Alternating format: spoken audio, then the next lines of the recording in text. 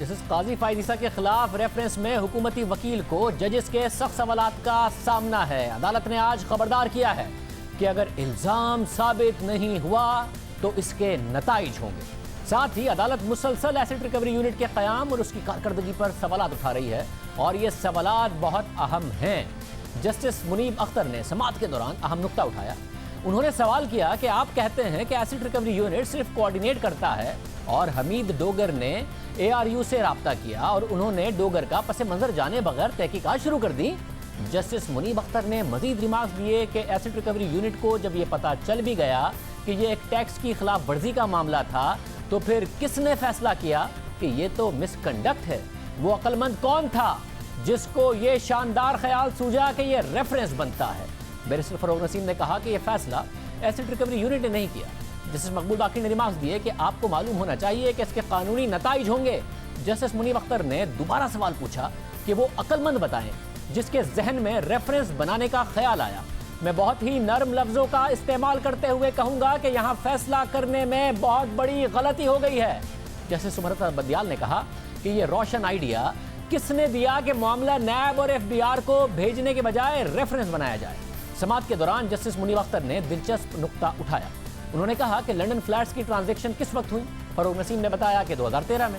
उस पर जस्टिस मुनीब ने कहा कि इसका मतलब है कि अगर पैसे मनी लॉन्डर हुए हैं तो 2013 से पहले हुए होंगे। उस पर फरोग नसीम ने कहा कि जी बिल्कुल ऐसा ही हुआ होगा।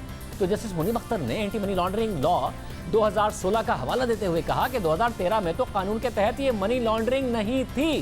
जस्टिस मकबूल बाकिर ने कहा कि उस वक्त की वजीर इतलात ने प्रेस कॉन्फ्रेंस में रेफरेंस पर तबसरा किया था और कहा था कि जज साहब ने क्रीज से बाहर निकलकर शॉट लगाई। लगता है रेफरेंस सिर्फ क्रीज से बाहर निकलकर शॉट लगाने पर बना। इस पर फरोग नसीम ने कहा कि वजीर इतलात की इस बात को ज़ेर बहस न लाएं। साथ ही ये भी कहा कि सुप्रीम जुडिशल काउंसिल में कार्रवाई टैक्स या मनी लॉन्ड्रिंग की नहीं। इस पर जस्टिस उमरता बंदियाल ने पूछा कि बता दें कि मामला टैक्स अथॉरिटी को भेजने के बजाय रेफरेंस बनाने की तजवीज़ किसने दी। आप ये बता दें कि रेफरेंस में जुर्म आपने कौन सा बताया है। जस्टिस उमरता बंदियाल ने कहा कि 10,000 टैक्स की अदम अदायगी पर रेफरेंस नहीं बन जाता। ऐसा जुर्म बताएं जिससे जज पर एतमाद मजरूह हुआ हो। जो सवालात उठाए हैं उनके जवाब दें। केस की समाअत को फिर पीर तक मुलतवी कर दिया गया। ये बहुत अहम केस है क्योंकि इस केस में हुकूमत ने वाज़ेह पोजीशन ली हुई है। फरोग नसीम हुकूमत की नुमाइंदगी कर रहे हैं, रेफरेंस का दिफा कर रहे हैं, जबकि अदलिया मुसलसल सवालात उठा रही है और अब अदालत ने कह दिया है कि इसके नताइज होंगे।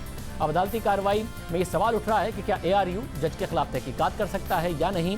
साथ ही कि अपने इंडिपेंडेंट बच्चों और अहलिया के असासों की तफसीलात बताने का कोई जज पाबंद है या नहीं। इस हवाले से बात करेंगे माहिर कानून और साबिक जज जस्टिस नासरा इकबाल साहब हमारे साथ मौजूद हैं। नासरा इकबाल साहब बहुत शुक्रिया। ज़ाहिर है आप खुद जज रहीं, आपके खावंद जज रहे, दोनों इंडिपेंडेंट पर्सनालिटीज़। ये बताइएगा जब आप अपने रिटर्न्स फाइल करती थी तो बतौर इंडिपेंडेंट आप अपने खावंद के या फिर खावंद अपनी बीवी के या फिर इंडिपेंडेंट बच्चों के क्या जो असासे हैं वो डिक्लेयर करने के पाबंद होते हैं बतौर जज? पाबंदी तो ऐसे नहीं है कोई, लेकिन जहां तक मेरा ताल्लुक है, देखिए ऐसे घराने से होना वास्ता जहां पे इंसान ये सोचता है कि कोई अंगुश नुमाई किसी सूरत में कर ना सके। तो मैंने तो जब मेरे शौहर ने अपने डाले थे ये तमाम एसेट्स और लायबिलिटीज के गोशवारे, तो मैं हालांकि इंडिपेंडेंट मेरे थे, मैंने भी उसमें शामिल कर दिए थे ताकि अगर शामिल हो जाए ये ऑप्शन है, आप करना चाहें आप करें, अगर आप ना करना चाहें तो आप इंडिपेंडेंटली फाइल कर सकते हैं। इसमें कोई मुज़ायका नहीं है, दोनों ऑप्शंस आपके पास अवेलेबल हैं। यानी कि किसी जज के इंडिपेंडेंट खावंद या बीवी या फिर बच्चों का अगर सवाल उठेगा तो वो उन बच्चों से ही होगा या फिर खावंद या बीवी से ही होगा जो इंडिपेंडेंट है, बजाय इसके कि जज से सवाल किया जाए। यकीनन ऐसे ही होगा। और मेरा ख्याल है ये रेफरेंस जो है ये तो एक लास्ट रिजॉर्ट होती है जब कोई नजर आए ऐसी बात जिससे शकूक और शुबात उठे कि कोई मसला है ऐसा जिसमें कोई चीज़ जो है वो पोशीदा रखी गई है या कुछ बात जो है वो वाजे नहीं है। नहीं तो ये तो एक मैं समझती हूँ अल्टीमेट रिकोर्स है जो बहुत एहतियात से लेने की ज़रूरत है। और ये अक्सर व बेशतर ऐसा होता नहीं। मेरा तो ख्याल है मेरी तजुर्बे में 6-7 रेफरेंसेस इतने 50 साल मेरी उम्र में जो गुजरे हैं बलूगत में, उसमें मैंने तो नहीं देखे बल्कि 60 साल।